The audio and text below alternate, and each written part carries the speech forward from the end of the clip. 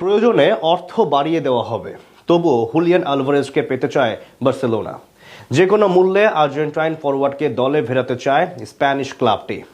Atletico মাদ্রিদকে আরও বড় offer করেছে তারা, প্রয়োজনে দিতে রাজি আরও বেশি সুযোগ সুবিধা।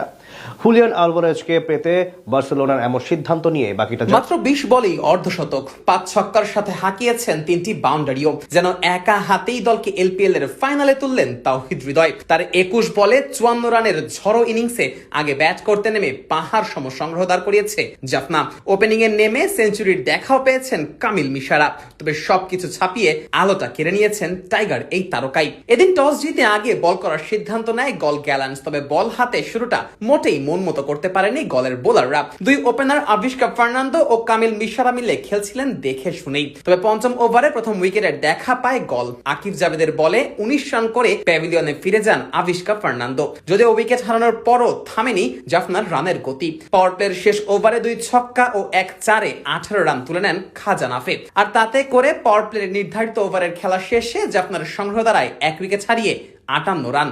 পাওয়ার প্লের পরও দ্রুত রান তোলার কাজটা করছিলেন মিশারা ও নাফের জুটি। প্রতি ওভারেই চেষ্টা করছিলেন বাউন্ডারি বা ওভার বাউন্ডারি হাঁকানোর। সেই চেষ্টায় সফল হয়েছেন বেশ। তাই তো ইনিংসের 11তম ওভারে দলীয় শতকের দেখা পায় জাফনা। দলের 100 পার করার পর ব্যক্তিগত অর্ধশতকের দেখা পান মিশারা। 31 বলে 50 পূর্ণ করেন এই বাহাতি। খাজা নাফেও 50-র দেখা পান 30 বলে। সেই সাথে 14 ওভারেই 150-তে পৌঁছে যায় জাফনা। তবে 16তম ওভারেই ফিরতে হয় খাজা নাফেকে। রান আউটের শিকার হয়ে নাফে বিদায় নেন 54 রান করে। নাফের বিদায়ের পর শতকের দেখা পান মিশারা। 49 বলেই পূর্ণ করেন সেঞ্চুরি। তবে এর পরের পুরো গল্পটাই লিখেছেন তাওহিদ হৃদয়। ইনিংসের শেষ ভাগে তিনি যে কতটা বিধ্বংসী হতে পারেন সেটাই যেন প্রমাণ করলেন আরো একবার। মাত্র 20 বলেই পূর্ণ করলেন নিজের 50, যা কিনা চলতি আসরে দ্রুততম 50-র রেকর্ডও বটে।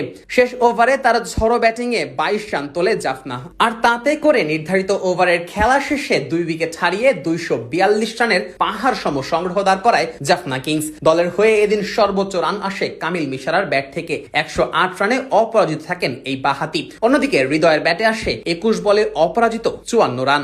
জবাবে ব্যাট করতে নেমে প্রথম ওভারেই উইকেট হারায় গল গ্যালান্স। সিরাজের বলে উইকেটের পেছনে ক্যাচ দিয়ে বিদায় নেন ওপেনার ক্রিস রজার্স। এরপরই অবশ্য ঘুরে দাঁড়াতে থাকে গল গ্যালান্স। প্রথম ওভারে 5 রান তোলা গল পরের 3 ওভারে রান তোলে 55। যদিও পাওয়ার প্লের শেষ ওভারে এসে আসালাঙ্কাকে ফেরান লিজার্ড উইলিয়ামস। তবে তাতেও পাওয়ার প্লেতে গলের সংগ্রহ দ্বারায় 2 উইকেট হারিয়ে 81 রান।